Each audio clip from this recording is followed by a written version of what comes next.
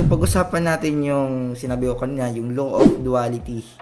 So, na-remind kasi ako kanina na pagdating doon sa law of duality. Nung nakarang araw, napapatanong ako bakit ko ito nararanasan, ano ba yung purpose, ano yung tinuturo sa akin. And na-remind ako na normal lang pala yun, nakalimutan ko. Alam ko na dati, pero nakakalimutan kasi natin eh. Kaya minsan, meron kami maririnig sa akin na paulit-ulit na lang. No, magsasawa ka na paulit-ulit na lang. Kasi, nagsaset siya as a reminder sa'yo eh. Kaya siya paulit-ulit kasi meron kang hindi na ipapasa na paulit-ulit mong nararanasan. At paulit-ulit mo din kailangan marinig yung lesson doon. So, yung law of duality, dumako tayo doon. Nagset din siya as a reminder sa akin. Narinig ko siya kanina ulit. I-explain ko siya, yung para siyang coin. Para siyang coin, merong tao tsaka merong ibon. Diba? Merong kabaliktaran. Katulad naman sa yin and yang, merong kulay white tsaka merong kulay black. Merong light, merong dark. Sa buhay, merong good, merong evil.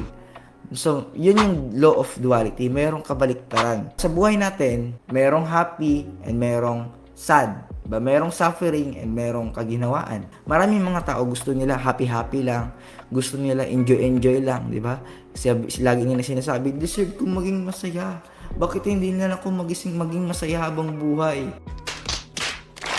Hindi nila naiintindihan na ganun talaga yung buhay. Ganun talaga nag-work yung mundo. Kailangan mo maranasan yung lungkot para maramdaman mo yung saya. Kasi paano mo malalaman na masaya ka kung hindi ka dumaan sa pagiging malungkot, di ba? Yung mga tao, parang ang gusto nila palaging mainit. Tapos walang ulan. Ano mangyayari sa mundo natin kung ganun? Kung palagi nilang mainit, ayaw mo ng ulan. Ano ba yung ulan? Feeling ko malungkot. Dapat na lang palagi na lang mainit. Palagi, sana wala na lang ulan. Are you stupid or something? Anong mangyayari sa mundo nun? Matutuyot. Diba? Iba yung epekto. Kung anong mangyayari sa'yo, kung pagpuro na lang happy, mababaliw ka nun. Diba? Hindi natin alam kung anong magiging effect nun. Hindi ka makaramdam ng lungkot. So, kailangan meron talaga yung kabaliktaran nun. Yung happy, kailangan merong sad. Kasi paano mo malalaman na masaya ka kung hindi ka dumaan sa pagiging malungkot, diba? Paano mo malalaman na tamang tao ka na kung hindi ka dumaan sa pagiging maling tao? It makes sense ba? Kaya, pag ikaw dumadaan ka sa mga sitwasyon na malungkot ka, palagi mo dapat na, i-remind sa sarili mo na normal lang to.